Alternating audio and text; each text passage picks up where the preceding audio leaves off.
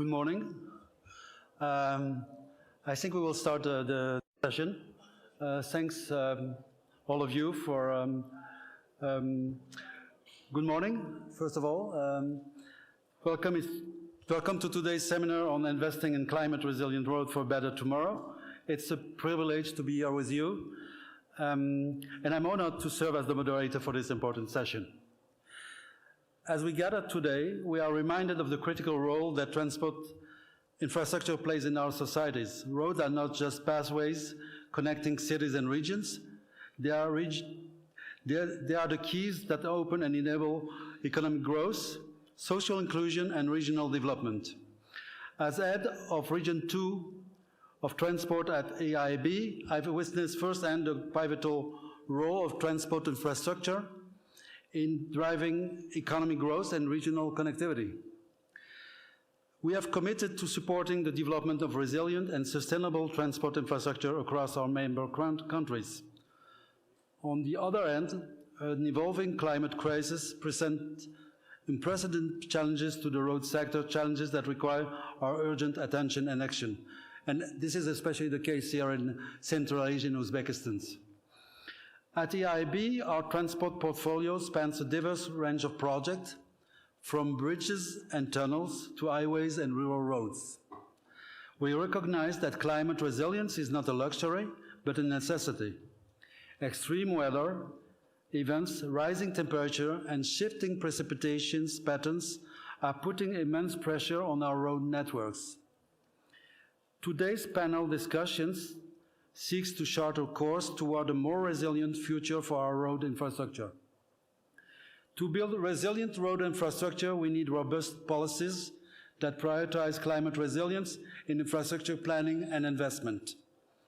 Design must incorporate innovative solutions that mitigate climate risk, from elevated roadways to permeable pavements. Cutting-edge technologies, such as digital monitoring systems, you will see thereafter with Oris, can enhance the durability and longevity of our roads. Social inclusion, including gender consideration, is essential for ensuring that infrastructure project benefits all members of our society. In today's session, we will explore several key topics: the decision-making frameworks that guide investments in climate-resilient roads, the integration of climate-responsive strategies during the design and construction phases, and also the application of digital tools and advanced materials in building resilient infrastructure. We will also hear from experts who will share their experience and insight on the ground, highlighting the importance of collaboration and knowledge sharing in overcoming those challenges. As we will move forward with our discussion, I encourage all of you to engage actively. There is a Q&A session at the end. Share your experience and consider how we can collectively contribute to building a future where our roads not only support growth and connectivity, but also stand resilient in the face of climate change. Thank you, and I look forward for fruitful discussion. And now, ladies and gentlemen, it's my great pleasure to introduce our esteemed guest, Deputy Minister Shoryev Shasurbek Agashevich, Ministry of Transport, Uzbekistan.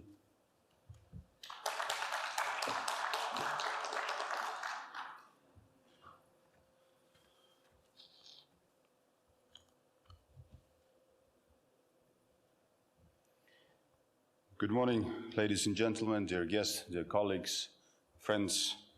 It's a great pleasure to be here today to discuss an issue of utmost importance to Uzbekistan, and not to only Uzbekistan, to all of us, the development of resilient and sustainable transport infrastructure.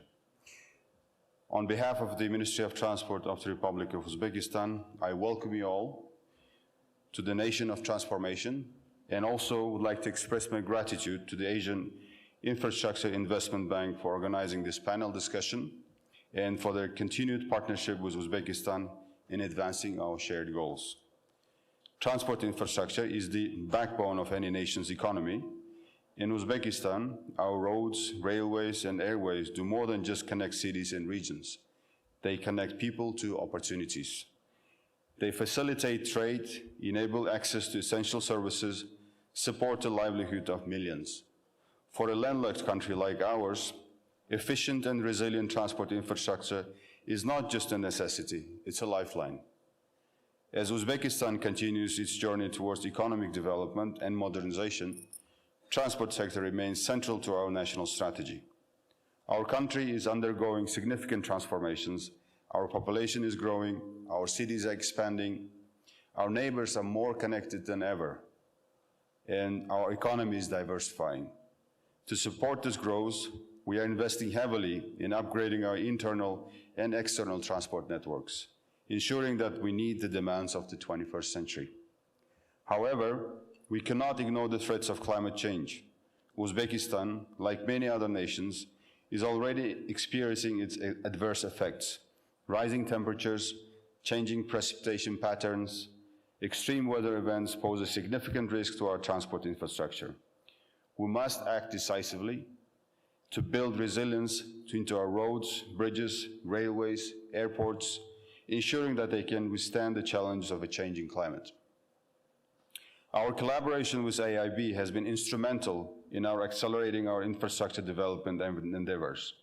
The bank's unwavering support and commitment to sustainable development resonate deeply with our own national priorities. Together, we have embarked on transformative projects that are reshaping the transport landscape of Uzbekistan. Today, Uzbekistan has made climate resilience a top priority in our transport sector. Our commitment to building climate-resilient infrastructure is reflected in our low-carbon strategy, which outlines our approach to reducing greenhouse gas emissions and enhancing the resilience of our infrastructure.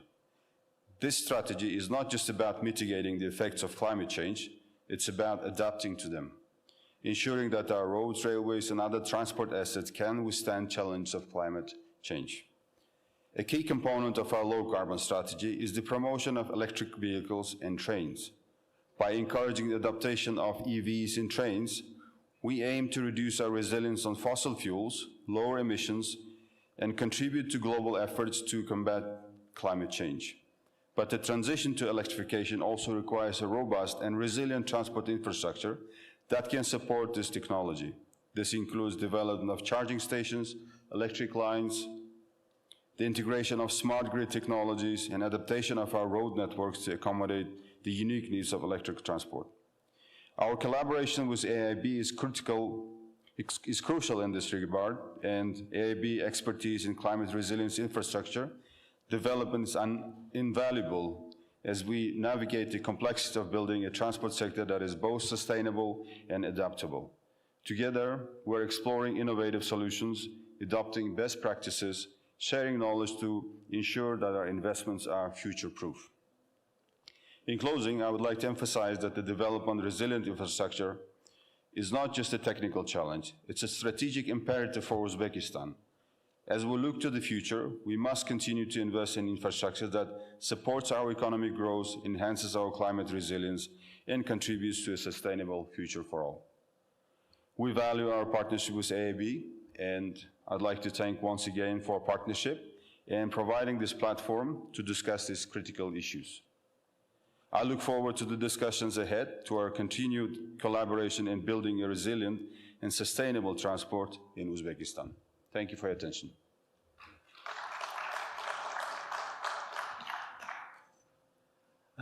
Thank you, Deputy Minister, for this very informative speech, and also recalling that the choice of investing in resilience infrastructure is a strategic imperative, and as you said so, an efficient and resilient infrastructure is a lifeline for your country.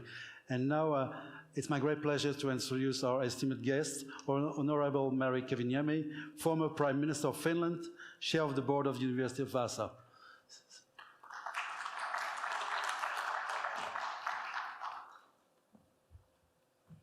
Minister, ladies and gentlemen, happy to be here today and discuss this crucial issue on investing in climate-resilient road networks.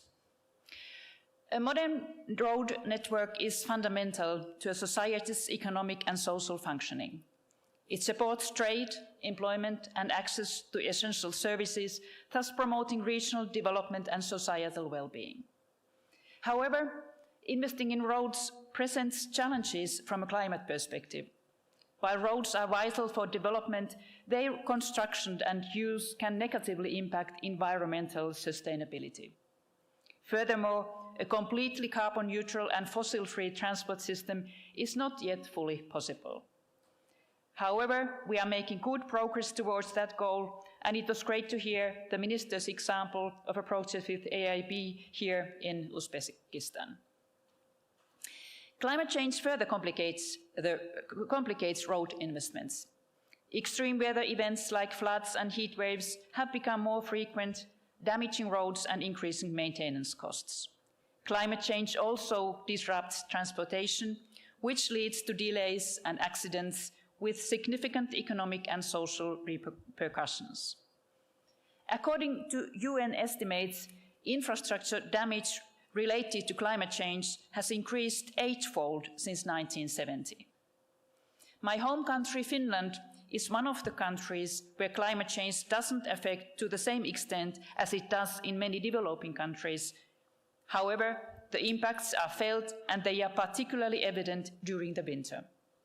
So Finland has been addressing these issues for a long time, having adopted its first climate adaptation strategy in 2005, the first EU country to do so. Infrastructure that minimizes environmental impacts and withstands climate shifts reduces long-term risks and costs. Research shows that every dollar spent on it yields 4-fold benefits over its lifetime. Additionally, adaptation measures can reduce annual infrastructure losses by a factor of 10. There are clear economic benefits, but more can be done to mobilize finance for climate-resilient infrastructure. Both AIIB and other development banks, along with the private sector, have crucial roles to play in ensuring that resilience is built into every infrastructure project. I want to emphasize 3 crucial areas in climate-resilient road projects. First, knowledge sharing is essential. Comprehensive global data on climate vulnerability must be made widely available, and international cooperation needs to be intensified. For instance, Finland's latest report on climate change adaptation reveals that even in developed countries, vulnerabilities in transportation infrastructure are not fully understood. Factors like road conditions, driver behavior, and vehicle characteristics vary by region and all influence climate resilience. This calls for more investment in research and data collection to strengthen our understanding of these vulnerabilities. Second, technological advancements provide us with tools to build more resilient infrastructure. Recent innovations in construction materials and techniques, such as permeable asphalt and corrosion-resistant structures, help mitigate weather-related damage. Circular economy principles can also be integrated into road construction to minimize environmental impacts. Digital tools like geographic information systems, building information modeling, and data analytics offer significant opportunities to improve road design and maintenance, making infrastructure more adaptive to changing conditions. Not to mention the opportunities brought by the electrification of transportation, as well as hydrogen and other zero-emission mobility solutions. It's vital that technological advancements reach all regions, including developing countries, and to ensure global adoption, we must alleviate geopolitical tensions and protectionism, enabling the sharing of innovation. International partnerships that promote knowledge exchange and technical assistance are key.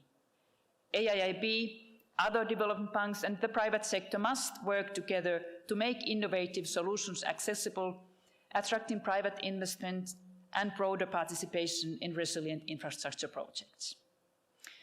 And third, inclusiveness is fundamental. It's fundamental to successful road infrastructure projects.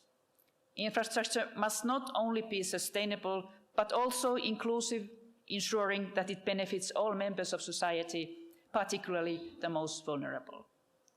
Local communities' needs and perspectives must be considered in project planning, promoting social equity. Roads do more than connect places. They create opportunities for communities to thrive. Inclusion also means considering gender equality in infrastructure planning. In many developing countries, improved road access has a direct impact on women's ability to access education, jobs, and healthcare. Women are frequently marginalized during identification, design, and implementation of infrastructure projects and services received. AIIB projects in Central Asia, for instance, have successfully integrated gender perspectives, promoting not only local connectivity, but also broader societal development and gender equality. Ladies and gentlemen, participants, to conclude, the time to act is now. With the global climate crisis accelerating and infrastructure needs growing, we cannot afford delays. The next decade will be critical in securing the investments needed to build resilient, sustainable road networks that will withstand future climate challenges and support long-term economic growth. As one of the leaders in climate-resilient infrastructure financing, AIIB has been at the forefront of mobilizing resources, not just from public institutions, but also from the private sector. By actively facilitating partnerships and leveraging private capital, AIIB also plays a pivotal role in ensuring that sustainable solutions are accessible. Thank you.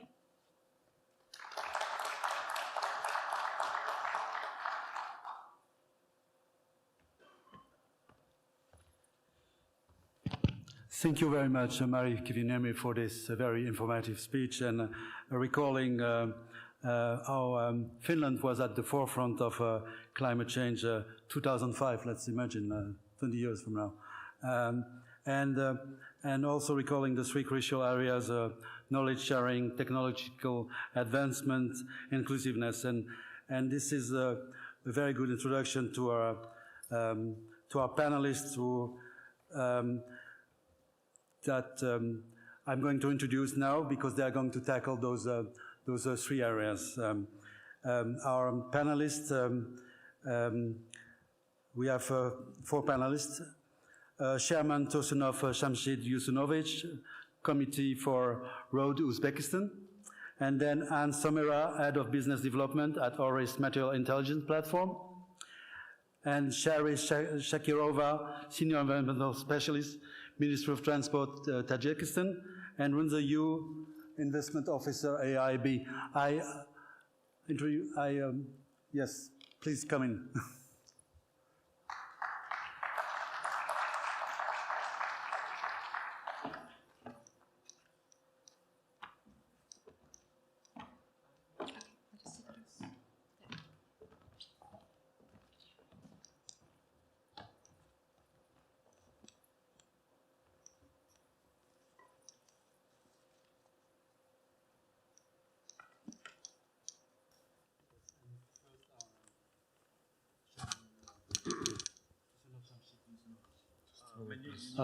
Yes, let's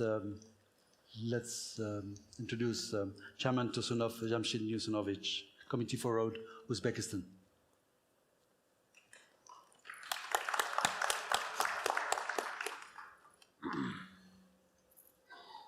Assalamu alaikum, Rumatli.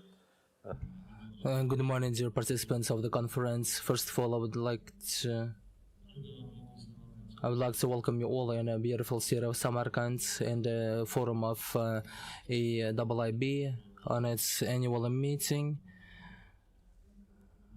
And today, Uzbekistan, the Republic of Uzbekistan, you know, in terms of constructing the roads in Uzbekistan, we closely work with international financial organizations in a spirit of openness conducted by the President of Uzbekistan, particularly that in this panel session, the main issue of this panel session is all that's related to climate change. And in recent years, UN, SCO, in the forums of Central Asian countries, the head of our states and the representatives of the government, they emphasize the negative impacts of climate change in all these forums. And today here in Uzbekistan,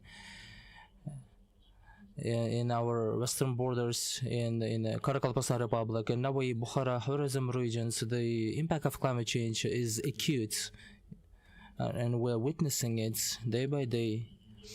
Thus,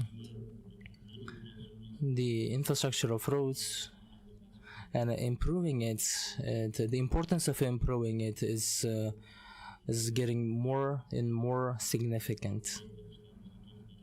And if we talk about the work that we do in this regard, I'd like to emphasize that it's important to create green belts in all kilometers of the roads that we build. We need to create green areas, and we are working on it. And in this work, the support of AIIB is very significant for us. And as of today, the climate change and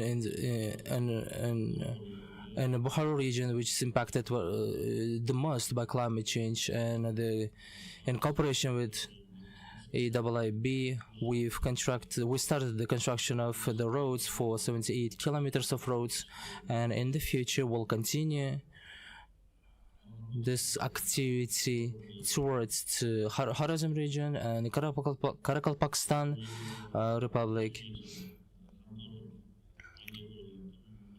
And today, in this region,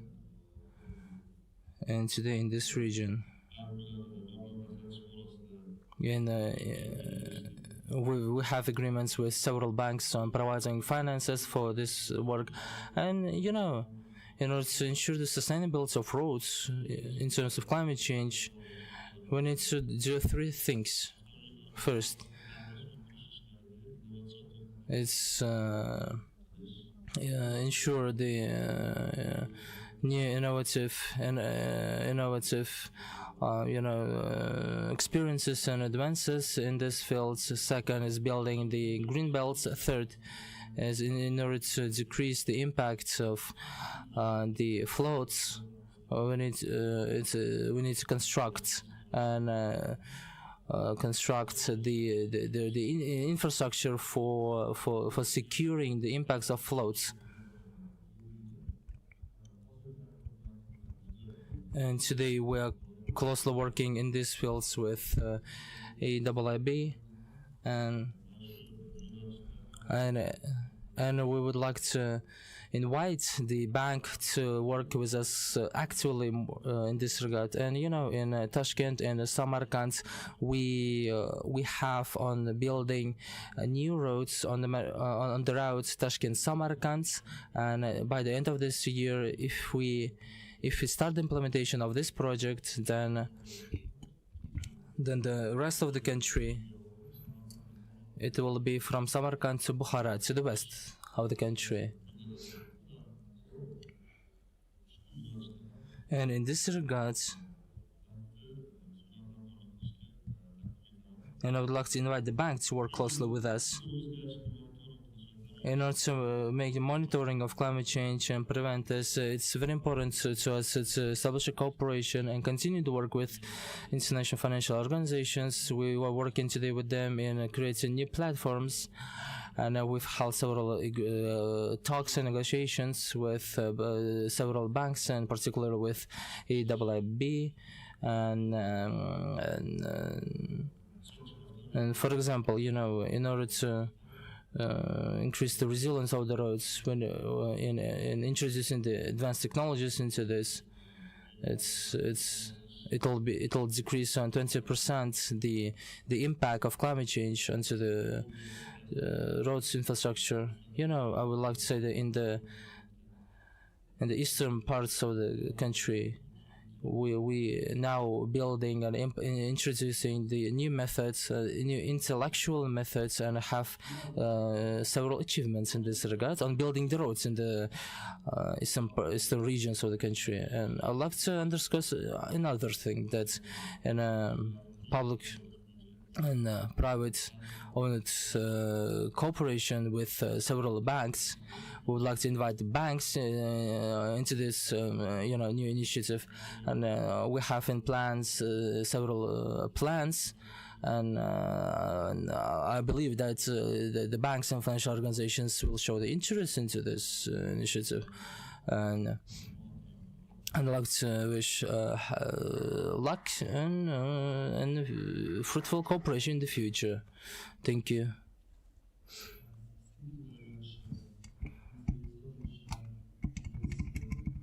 Спасибо. With MDB and particularly on AIIB on the resilient road collaboration. And now let me pass the communication to Anna Samera, Head of Business Development at Oris Technology. I need a slide.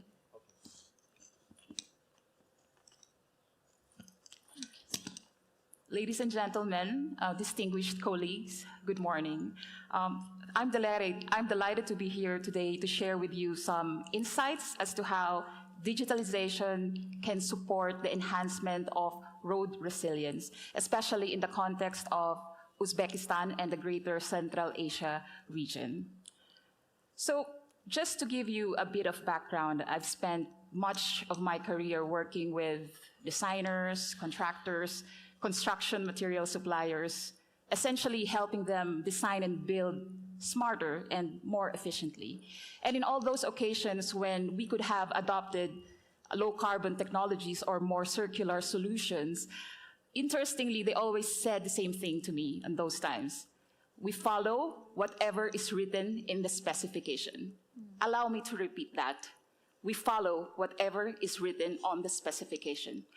I learned two valuable insights from those experiences. Number one is that the earlier we embed sustainability and resilience in the project decision-making, the better the project outcome. And number two, this highlights the pivotal role that public authorities, such as government agencies, such as development banks, play in shaping the framework for sustainability and resilience. And this is the reason why in this pyramid ecosystem of the construction sector, we say that public authorities is at the apex of that construction ecosystem. We understand this, and this is the core belief of ORIS, that every actor in the construction ecosystem at different stages of the project, whether you are in country programming stage or in feasibility stage or in the construction stage or due diligence stage, every actor has a role to play in ensuring that we design, we prioritize, and we build more resilient, inclusive, efficient, and low-carbon road infrastructures. And digitalization is a key enabler to all of that. So, over the last few decades, attending conferences, important conferences such as this, I've observed that the landscape of infrastructure discussions have evolved. Once dominated by topics such as optimization, mechanical performance, durability, nowadays we hear more and more about resilience, circularity, safety, climate adaptation and mitigation, Paris alignment. These new layers of complexity can make decision-making seem almost like an impossible equation. And thanks to digital, we can solve this equation in a more holistic and systematic manner. And given that this session is talking about resilience in road networks, I would like to share with you quickly a case project that we have conducted in Central Asia, wherein we applied the network resilience methodology of ORIS. So the network resilience methodology of ORIS is basically based on three pillars. One is climate exposure, two, infrastructure vulnerability study, and it also incorporates how it impacts the socioeconomic indicators. So just to give a little bit of background, in climate screening, what we do is we utilize region-specific climate model projections to assess infrastructure exposure to climate risks. For the infrastructure vulnerability study, which is the second pillar of this methodology, we analyze how surface layer conditions, traffic patterns influence the vulnerability of the infrastructure to climate hazards. Lastly, for the social and economic impact identification, we evaluate the effects on population and freight transport in the event of network-level disruptions due to extreme climate events. And in this project in Central Asia, we identified that 25% of the total road network, which was about 7,700 kilometers, as high to extreme risk, and it impacts 30% of the rural population. In addition to that, detailed network resilience map with risk scores were provided by simulating disruptions in each of the 160,000 road links that we digitally created, thanks to ORIS, to measure the impact on the 7,700 kilometer road network. We also identified adaptation and mitigation strategies along with insights for climate financing.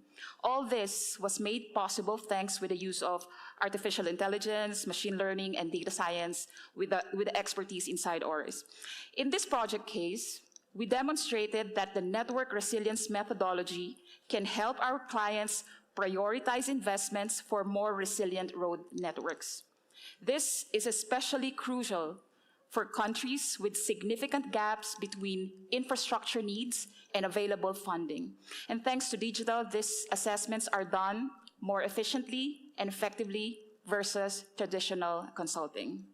So in conclusion, I'd like to underline that collaboration and strategic partnerships are crucial, of course, in this journey. No single entity can address the challenges of resilience in road infrastructure alone. Governments, development banks, technology providers, and local communities must work together to develop and implement solutions that are both effective and sustainable. With AIIB's commitment to sustainable infrastructure development, we in ORIS are ready to accompany AIIB in Uzbekistan, the rest of Central Asia, the rest of the world, in building road networks that are resilient, efficient, and future-proof. In fact, our CEO and founder of ORIS, Mr. Nicola Mirabals, also joined me here in Samarkand in this very important event, and we look forward, because this is just a surface discussion of what we do, and we will be more than happy to discuss how we can support you, how we can collectively work together to advance our goals on more resilient and sustainable road infrastructure. So thank you very much.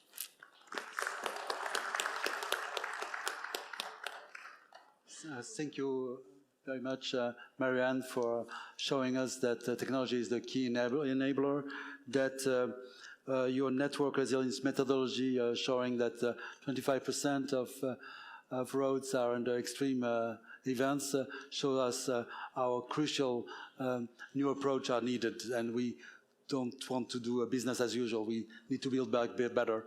And further now, I would like to introduce Charis Shakirova. She's a senior environmental specialist working on a project on which AIIB was financing.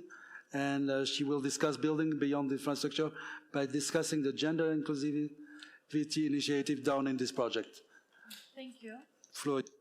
Thank you. Distinguished guests, colleagues, and friends, good morning, everyone. It's a great honor for me to share our experience working on the Obigarm-Nurobod Long Bridge project that was financed by AIIB. This project is a critical infrastructure initiative that has benefited greatly from the support and collaboration of Asian Infrastructure Investment Bank. The project's strategic significance extends beyond its physical presence, embodying a vision for a more integrated and prosperous Central Asia. As an environmental specialist, I have had a chance to witness the first-hand the impact on climate resilience infrastructure on both our environment and communities. And I am today eager to discuss the importance of integrating social and gender consideration into any road construction project. The Obigarm-Nurobod Long Bridge project is more than just a bridge. It's a lifeline for the communities it serves. This project is located in a region prone to natural disasters, like particularly like landslides and floods. And this bridge is essential for maintaining connectivity between remote areas and the rest of the country.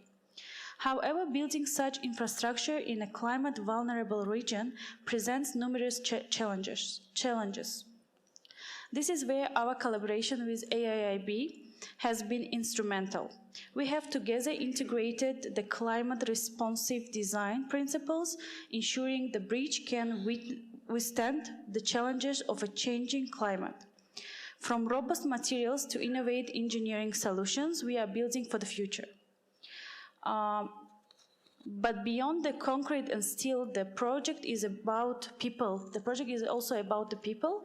It's also empowering, it's about empowering communities, creating opportunities and improving lives, and it's about inclusivity. We have prioritized the gender considerations throughout the project's life cycle, ensuring the women's voices are heard and their needs are met.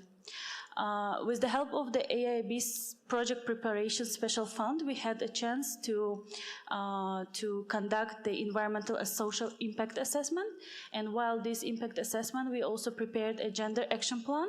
And in this gender action plan, we included all the gender aspects in our future project construction, road construction project, sorry. Another important aspect of our work with AIIB has been the focus on capacity building. Because building climate-resilient infrastructure requires not only financial resources, but also a technical expertise and institutional capacity. AIIB has played a critical role in supporting the Ministry of Transport and as stakeholders in developing the skills and knowledges needed to manage and maintain resilient infrastructure over the long term. Our project, Obigarm-Nurobod Long Bridge project, is more than just an infrastructure project. It is a symbol of progress and partnership.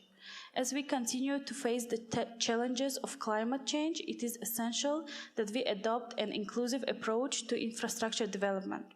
One that focuses on social inclusion that can lead on to sustainable and impactful infrastructure development. Tomorrow we will be giving a presentation, a more detailed presentation, how we utilize the special AIIB Special Project Preparation Fund and about how we consider all the gender issues in our future project. The project to be better. The road to a better future is paved with collaboration, and we are proud to be on that journey all together. And we look forward to continuing our work to build a more resilient and requireable future for Tajikistan and the wider region. Thank you.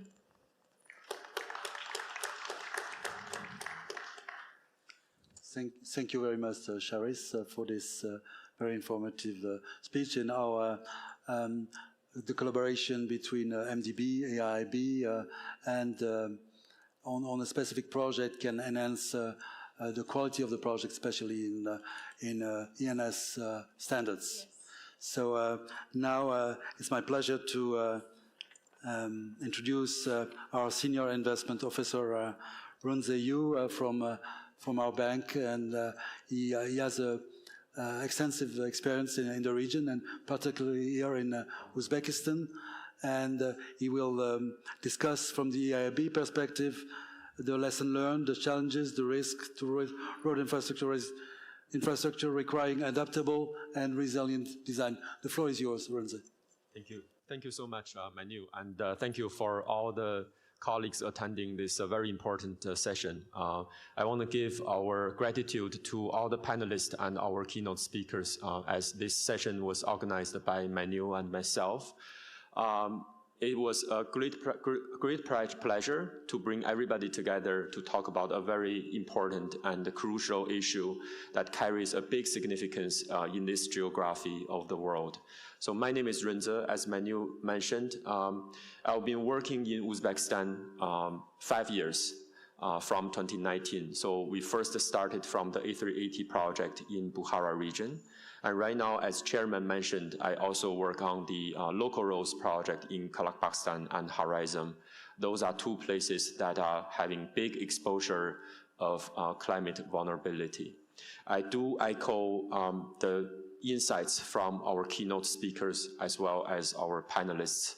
And I think maybe I can contribute to this panel on telling you what the AIIB is doing in terms of all the key points that has been mentioned in the past discussion. So number one on the design. As Anne mentioned that the earlier we can engage our client, the better impact we can create in terms of coping with climate risks and generate bigger social benefits.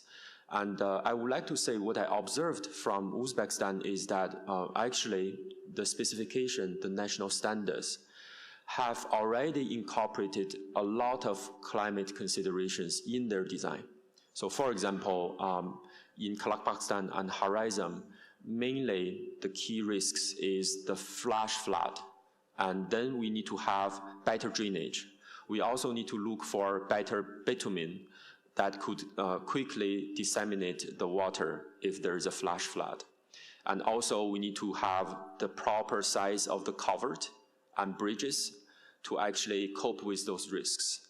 So what is really needed? What's really needed based on our experience is we should bring everybody to the same table. And that's exactly the role that AIIB could play. And also in my project, I did the same. So for example, we need to bring the design institute engineers, we need to bring the banks or the clients' climate experts, we need to bring technology providers such as ORIS, and we need to bring the local communities and also policymakers all together at one table. Because I think this country and many countries that we serve as our client, they don't lack capacity, they don't lack knowledge. What they don't have is a platform that can bring everybody together and exchange and make sure everyone is on the same page. And that's really something we learned over the years while we are operating in the field. And now I think for the Kazakhstan and Horizon local road, we are doing a great job to inform everyone on the best standards, on the best practice, and to incorporate them into the design. But design is only the first step. We also need to make sure that the design can be translated during the construction stage and even the maintenance stage. So over there, we are collaborating with the road committee. I'm very grateful that we have a very collaborative and innovative client in Uzbekistan, and we decided to do the design, build, and maintenance modality for the KK Road project, which is also an innovation in this country. So that's the first point on design. And then on technology, this is also a very big point. I think I am very glad, like Anne, have been sharing what ORIS has been contributing to the community, to the knowledge community, to the practitioner community over the years. So now, if I may, can we play the video? So for the Kazakhstan and Horizon local road project, we are also agreed with our client that we are going to have a small component under the loan dedicated to our technology component. It's a digital geospatial platform. Look, can we play the video? So we can show. This is only a prototype, but this is something we are going to implement during the project once the loan is signed. So we can see that from the map, because the KK Road project, we are dealing with almost 40 road sections in 2 very big regions. So how do we track the construction progress? How do we track the climate risks? How do we track the grievances? If someone going to complain about a certain construction or a certain road, if there is a gender issue related to one of those small roads, maybe only 5 kilometers, previously we have to, first of all, understand what is the number of that road. And then we need to go to our spreadsheet. And then we have to, talk to the construction supervision consultant, talk to the contractor. And now we are bringing everybody, again, together using a digital platform. And this is this is only a prototype to demonstrate the idea, which you can see that once you move your mouse to a specific road, you will see all the information. You will see the construction progress. You will see whether this road is exposed to high or medium or low climate risks. You will see whether any complaint has been received and how the contractors and the government is handling those complaints. So this is what we are trying to do, and I think this is a big step that we are trying to accomplish together with our dear client, the Committee for Roads under the Ministry of Transport. That's on technology. Last but not the least, this is a topic very close to my heart, which is the social inclusivity, especially gender and women. I just came back from Nukus and Uganj about 2 weeks ago, and we visited all the local Hokimias and villages, and we talked to the local people. They are very, very outspoken, to my surprise. They have all the good ideas about our project and the things that's going to happen after our project. And I think I heard the most is, number one, traffic safety. People want better road. But when we have better road, cars will drive faster. So whether we can provide sufficient pedestrian facilities to protect our citizens and our children from traffic accident, that's a big issue. And that goes back to how do we integrate those issues into the design. And number two is, especially for this local road project, we are really considering how those roads are connecting the schools and hospitals and tourism destinations, how those roads can play a bigger role for better social impacts. So that goes to the technology. With now this digital geospatial platform, we are able to quantify from an economic perspective how much benefits we can generate. I think that would be also very useful to inform the policy making in the end.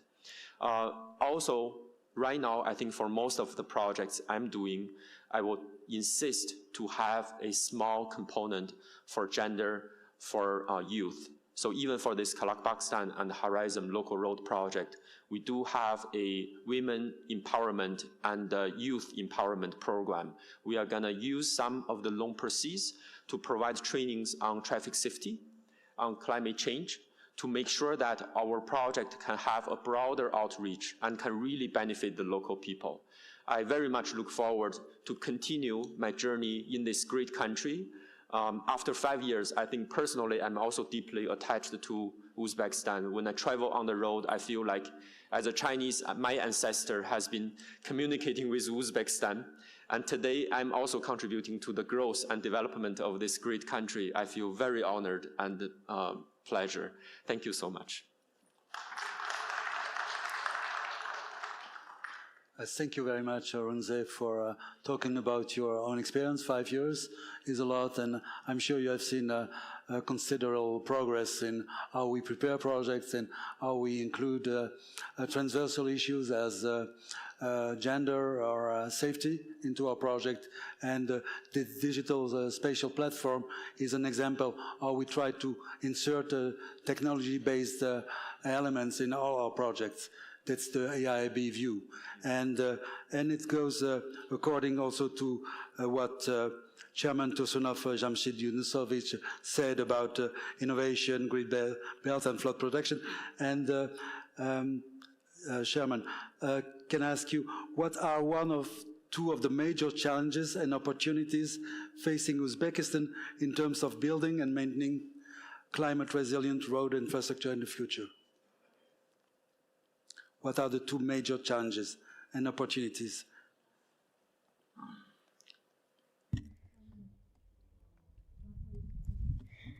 Thank you. First, the biggest major challenge is that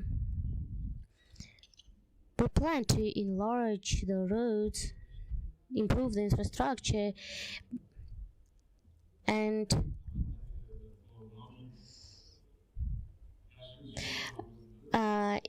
we have sometimes we have to sacrifice the green zones.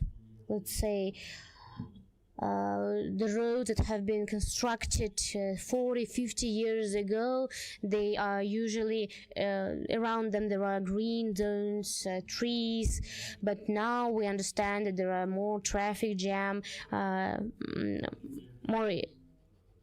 and in this regard, when we try to improve our infrastructure, there are some risks we witness, we face these risks that it may lead to sacrificing the green zones. Therefore, it's important to find the balance from one side to keep the green zones, maybe to construct some alternative roads. And as Mr. Runze actually noted, in designing each road, each meter of road, we should think about the trees, the green zones.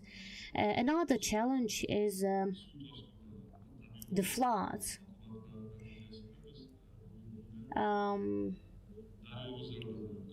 For instance, in this regard, we have to also apply some measures, and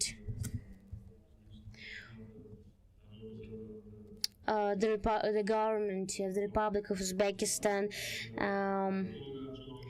has been applying already some measures trying to strengthen the shores of the rivers, and also trying to take into account the climate change and the climate impact, and trying to prevent any emergencies. So in this regard, we still need to have to conduct a number of events and measures. So this were the main two challenges.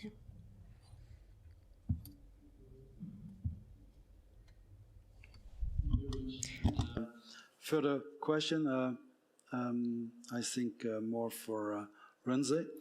What are the key risk factors that should be considered in the risk assessment technique to ensure that climate-resilient road investments are made in the most vulnerable areas? Thank you, Manu. I think, so first of all, my understanding of the climate risks is that it is a global challenge, but it is also an issue with great local richness. I think the first risk is our knowledge, whether we have sufficient local knowledge. Do we really understand the region we are working in? So I think to do that, right now there has been lots of tools, but I think seeing is believing. Like in my project, going to the site, seeing all the signs of flood damage, of the broken pedestrians, of the broken pavement, would actually tell you very vividly on what kind of climate risk that this part of the world is experiencing. And then also rely on the local knowledge. Like we had a very good collaboration with quite a few design institutes in Uzbekistan, and trying to learn from them what did work, what didn't work. So that's the first one, the risk of understanding of the local context. The next one is implementation. I'll be mainly operating on sovereign operation in AIIB. And I do believe that the biggest risk for most of our projects is during the implementation. But this means that we need to correctly identify what could go wrong during the implementation, so that during the project preparation, we can properly design the right instrument to cope with those risks.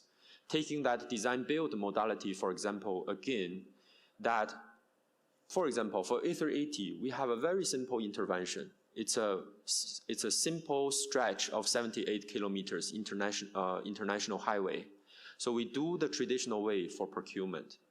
But now, when we go to the local road project, when we are dealing with 40 road sections scattered around two very big regions, even in desert, what this kind of like government provide the detailed design doesn't really work that well because you never know what's really going on the site.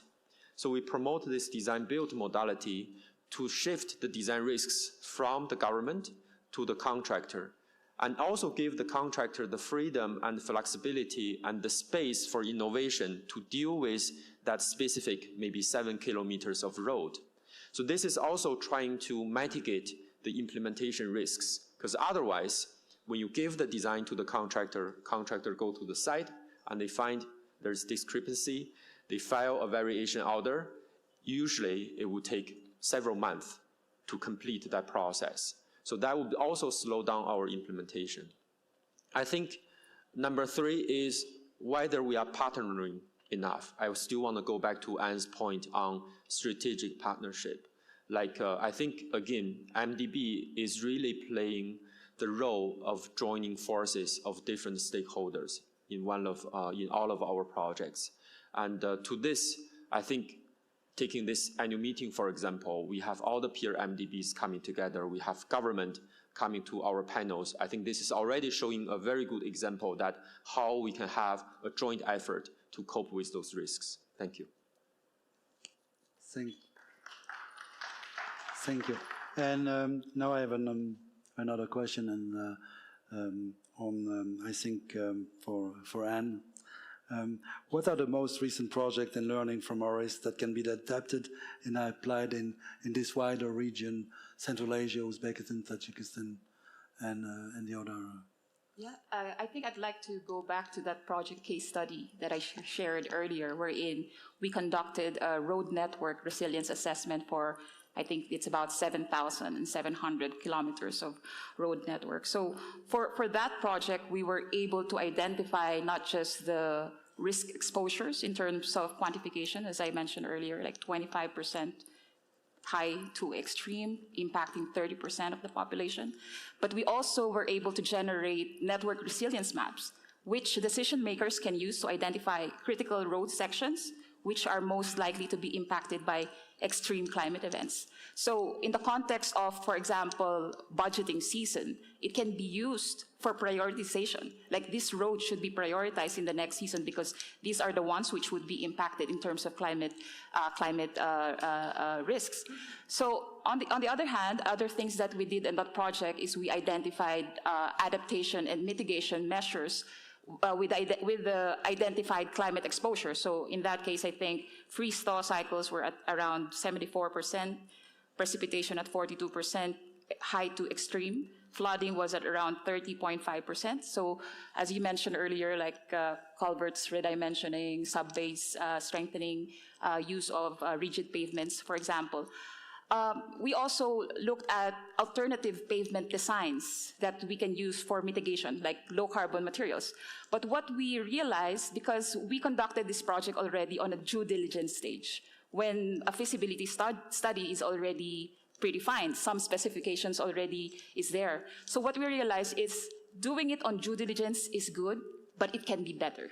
How do we make it better? By doing it even earlier, doing it in the feasibility stage, incorporating this kind of capacity in detailed design even probably, and even on country programming.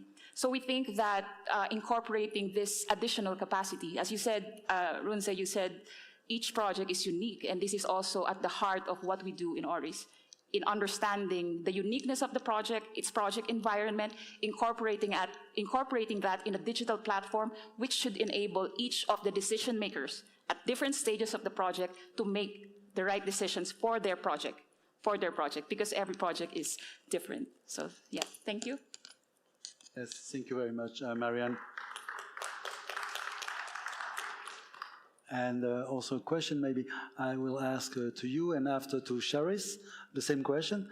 How can digital tools be effectively utilized to address gender-specific challenges and promote women's empowerment in the context of climate-resilient road infrastructure development? You, from the perspective of your platform and how you see it from upstream, and Shari, maybe more from the project's perspective.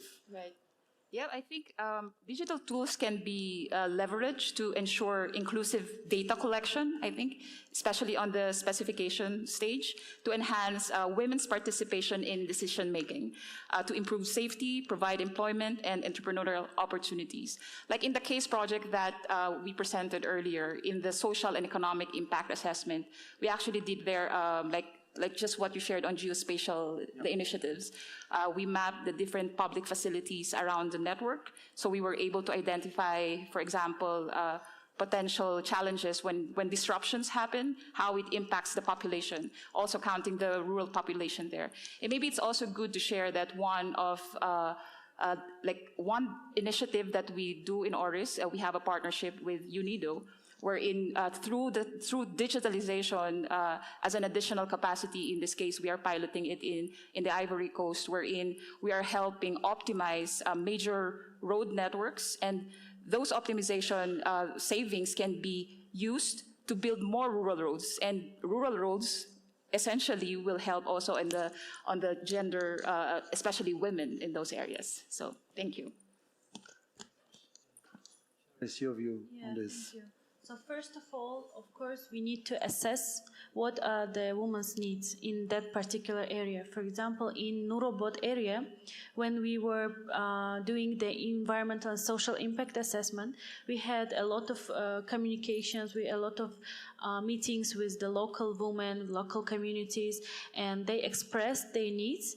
And one of the challenge was that this area is very specific. The women there are very religious, and the 78% of the household was held by women, because the man was in the migration and they were in Russia, and so that's why women had to do everything to look after children, to go to a grocery and something like that. So they didn't even sometimes have the time to participate our consultations, but we make effort to attract as much as we can, as much women as we can. So now when we identify what the woman needs are, we conducted the gender action plan, and with the help of the AIIB also we could get the support of Sitka grant, which will be focusing on the providing grants to women to develop their businesses. So this woman will have a chance to create a business, so we can support them to get it. Thank you very much. And now I think we have almost 15 minutes for Q&A, so please address questions, and we will take them one by one, and then the panelists will try to answer to those questions. Thanks.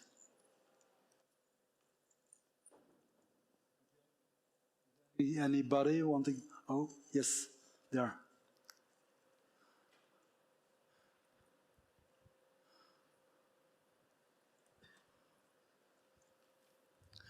Yes, please state your name and your Okay, my function. name is Sun Chao. I'm responsible for state-owned enterprise in China.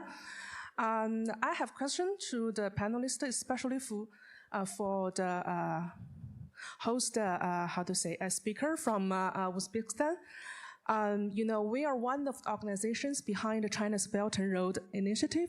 It's all about the connectivities. We were just celebrating the 10th anniversary of Belt and Road Initiative like last year. Infrastructure is one of the first important pillar of BRI. I think Uzbekistan is a strong partner in the region for BRI. So my question is how to better engage to the BRI in the future. And also my second question to the officers of AIIB, and how to invite or involve more like partners from different countries along BRI countries. Thank you. Thank you for the question. Today, if it's one of the main partners, it's Chinese companies here in Uzbekistan in the construction of roads and other spheres, you know, and introducing the innovatives. We are ready to work with you in introducing innovatives into this fields, and you know, in the framework of this conference, if you wish. I came to Samarkand for these purposes, exactly, to organize meetings with you guys, with the representatives of banks, with the authorities of roads, and we can on the sidelines, so we can organize a small meeting and talk in detail on what we both want. And for my part, I can brief you on the concepts that we've adopted so far in this sphere. We are open and we are ready to cooperate with you.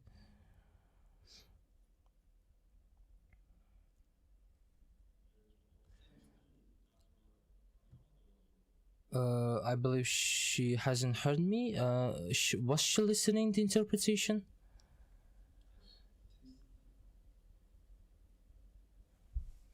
So no, and the second question was geared toward our PTL. So partnership is, as we mentioned, it's a keyword from this panel. It's very crucial to create that joint effort, to create that synergy. So at AIIB, we do have a department called the Operational Partnership Department, that they are reaching out to different donors, different grants, bilaterals, other IFIs for partnership and collaboration. I think institutionally, we have a department working that diligently. And maybe after the panel, I'll be very happy to introduce you to my colleagues at the OPD department. Number two is also, I'm trying to say, with their efforts, AIIB will be able to attract grant or concessional financing to our loan project to create blended finance. So just to give you a few examples, we have MCDF facilities. Yesterday, we just approved a $600,000 MCDF grant for one of my projects in Bahrain. That grant will be actually used for the environmental social assessments and climate risk assessments. And also, Sharis mentioned the Sitka funding. So now we have a new instrument called Project Specific Window. And Sitka is the first donor to the window. And we are deploying that grant to one of my Tajik Bridge project. I'm also actively looking for opportunities to collaborate with the government of Uzbekistan on those grant facilities to bring extra value addition to our operations in this country. We'll be very happy to continue this dialogue with you to see how we can work with you. It can be at strategic level. We can talk about share our pipeline and our visions in a certain member country. We can also talk about financing, how we can blend our financing to create a better package, better terms for our client. So let me stop here, but very happy to connect. Yes, thank you, Renze, for explaining a little bit how our project can be enhanced by grants and several instruments in order to bring our projects to better quality and to be able to sustain climate adaptation and mitigation. The floor is yours for other questions. Yes?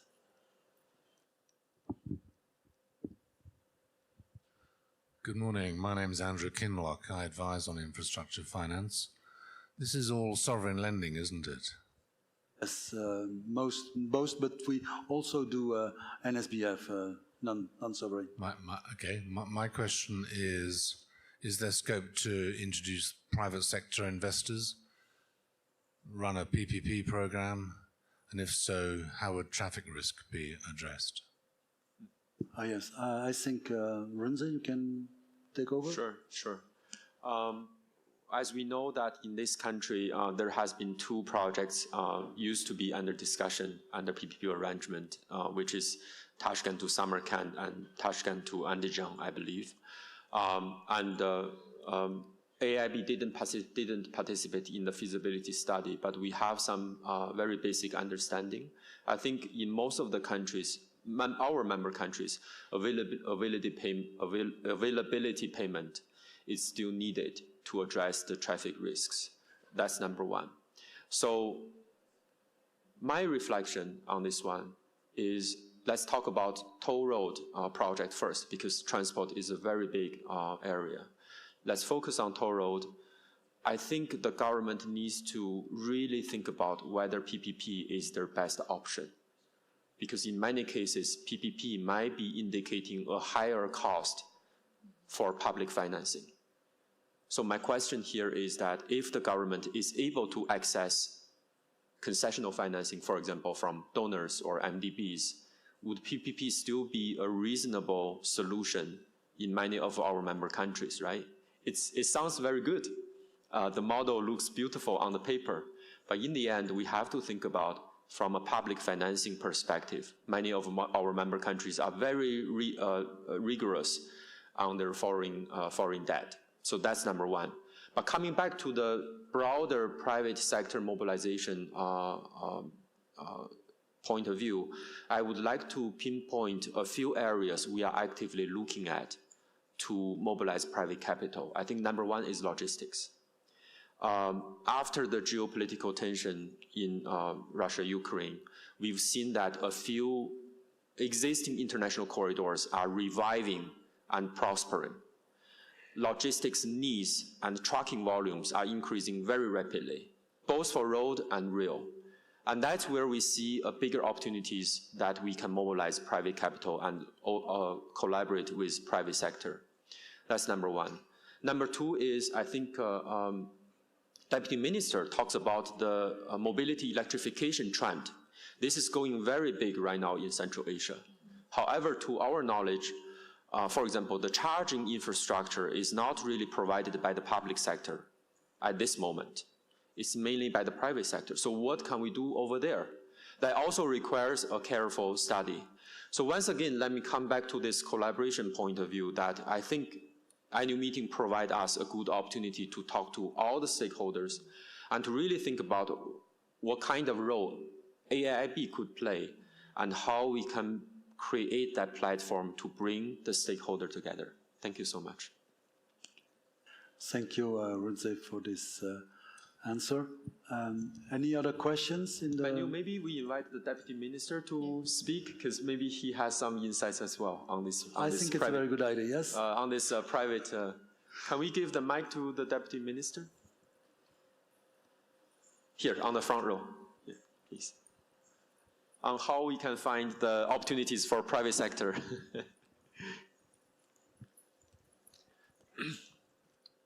Thank you very much for the question. I wanted to start by on the previous question on the One Belt, One Initiative road. We are at the time when we're creating new transport corridors. As you know, recently we announced that we're going to be building a new transport railroad which passed through Kyrgyzstan, and that connects China, Kyrgyzstan, and Central Asia. That would be the essential point, essential element of the One Belt initiative. The other part, I would say that it's not only on the ground, because the transportation also connects by air. The initiatives and the framework of that initiative, we also supporting the element where the Chinese government is also proposing, say, a sky agreement, where it connects closer, deeper, the Central Asian countries as well as the South and South Asia and China. That will create an opportunity for many airlines to connect to different cities, not only in Uzbekistan, but also Central Asia. That sector, we can see that there's also, we're coming very close, and I think the intensity of these frequencies and flights will help to develop One Belt Initiative project. On the private sector, for the investments, I think we should stop on the airports as well. So the airports are the concession-based operations.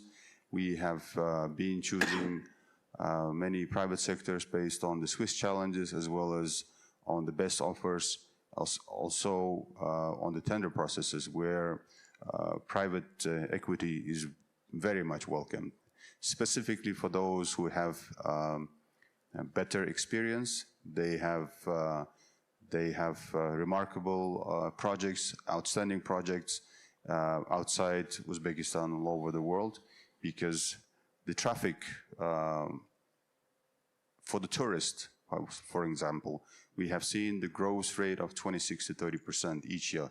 So if we just put that into the perspective, for instance, for the airport or the air traffic or the passengers, we will see that by 2028, we will be needing more capacity, we will be needing more infrastructure and resilient infrastructure. And for that, we can see that private sector will easily come in and make their proposals and speak to the government as well as the associated organizations to find a better solutions. Thank you.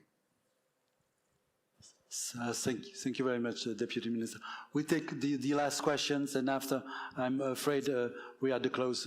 We have to hand over the room for another event. So we take one question.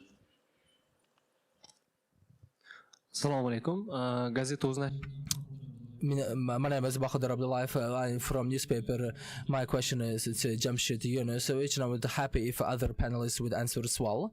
I'm from a local journal, and the Minister of Economy in September of 20 with on PPP basis in Chakar districts.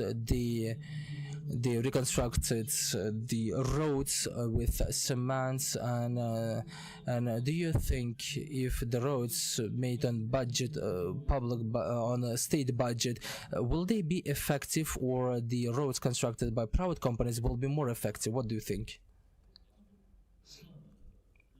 If we build toll roads, we need to provide the free roads for everyone on a great quality, firstly, and it's demand. It's my personal opinion. And today, in the road Tashkent-Bostanlik district, and on a partnership basis, we have two roads on the route Tashkent-Bostanlik, and this project, it was introduced just the other day, and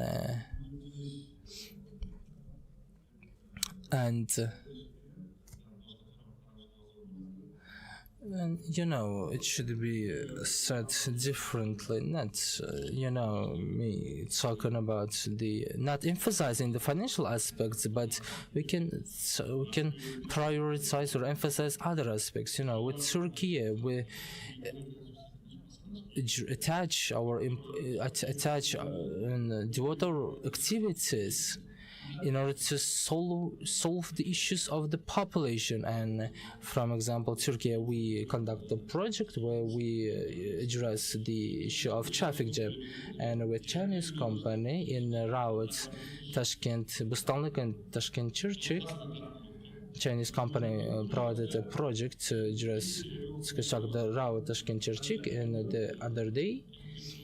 And before that, we made a feasibility study, and now we're studying it. And we also have other additional projects on these routes, and I would like the media to interpret it in a proper way, and we should avoid the understanding that now we are constructing the roads that have been funded by state budget before, but now that will be paid and will be constructed as a toll road. Yeah. I have to hand over the offer. Thank you very much, all of you, ladies and gentlemen, for this, for attending this session. Thank you very much. Thank you.